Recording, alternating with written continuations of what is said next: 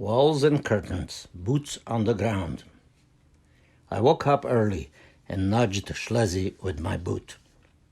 I was wearing my stepfather's dress boots he wore on parades, May 1st and August 23rd, the days respectively of International Workers' Day and Romania's liberation from Nazi Germany by the glorious Soviet troops.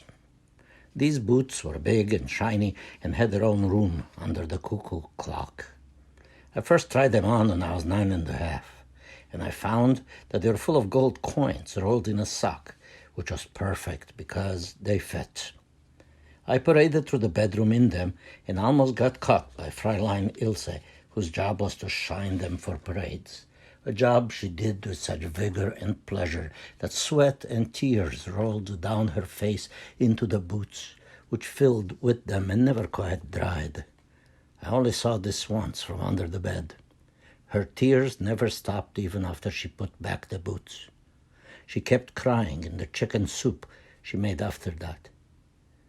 When I refused to eat it, she grabbed me by the ears and pushed my face into the boiling broth.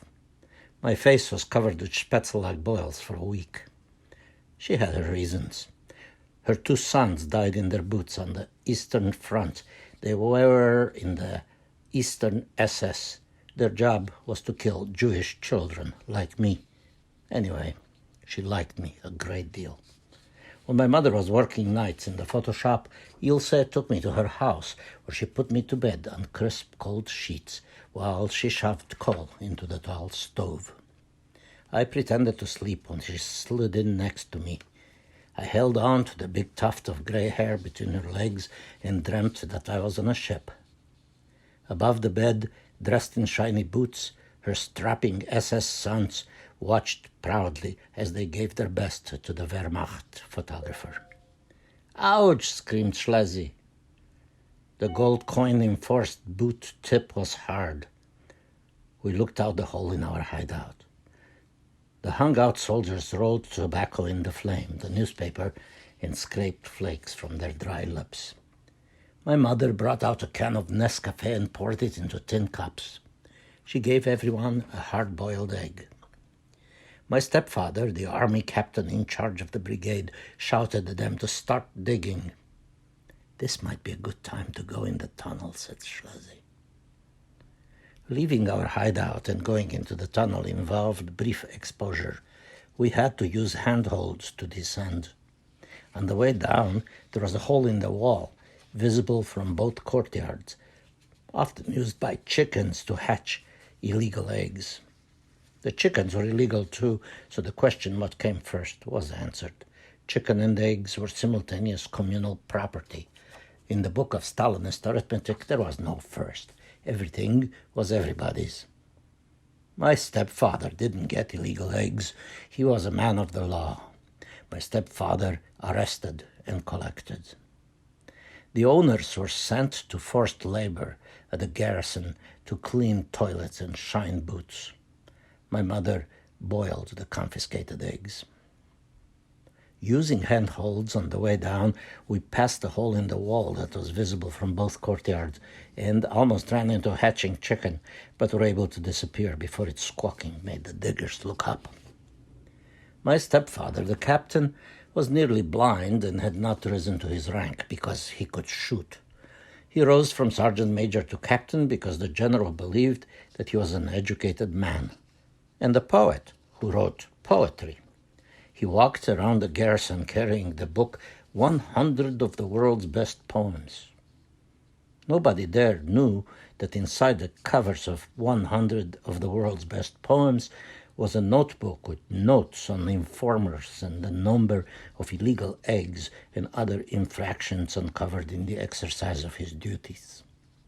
He had ripped off the covers of my book, 100 of the world's best poems, to stick his notebook inside, an act of vandalism that I added to my growing list of things I would one day murder him for. One day, a week before he kidnapped Nemo, he had a big fight with my mother. I heard her crying in the bedroom. I rushed in and hurled myself against the bad man. He gave me a boot, his everyday army boot, and I flew out the open door and hit my bookshelf. It toppled. I then saw that the world's 100 best poems had no covers. One day, I would add this to the book of Stalinist arithmetic. Give a kid the boot, and the books falling on his head will make him a poet. I wrote a poem, so good it was published in The Flame, the local newspaper. I am a brave soldier ready to die for my land. I hold my gun at the ready and a book of poetry in my hand.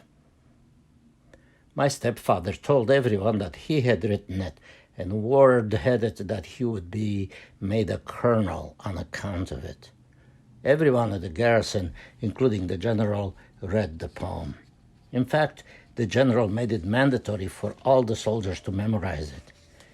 Every Sunday, an old actor from the National Theatre in Bucharest read on television a poem from one of the regional newspapers.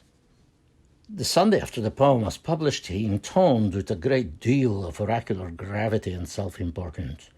I am a brave soldier, ready to die for my land. I hold my gun at the ready and a book of poetry in my hand. This poem, he declared with a grave authority of 80 years' experience as an actor at the National Theatre, was published in The Flame and written, unbelievably, by a 10-year-old poet. The garrison was astir at the news. The general called my stepfather to his office. He was demoted back to sergeant. My mother divorced him. The stink of his boots that told me he'd been there when I came home from school was gone. Who says poetry makes nothing happen? This happened when I was 10 and a half, so I am getting ahead of the story. Well, that's okay. Sometimes you just have to. When Schlesy and I had gotten successfully past the hole without being betrayed by the chicken, we could smell the damp, humid tunnel already. We lowered ourselves below the wall into the mouth of the underground tunnel under the Ursuline Monastery, where hundreds of nuns were buried in the walls. The citizens of our town had used this tunnel, which forked into other tunnels, to escape into the woods when Goths, Visigoths, and mostly Turks besieged the city, burned down the houses, and impaled the citizens, including babies. The humid air of the underground smelled damp and heavy, where Mothers Teresa, Mary, and other countless servants of God had been interred for centuries in the walls. And that is where most of our treasure was hidden, with the exception, of course, of the gold coins in my stepfather's parade boots. Me and Schlesy, we could do anything.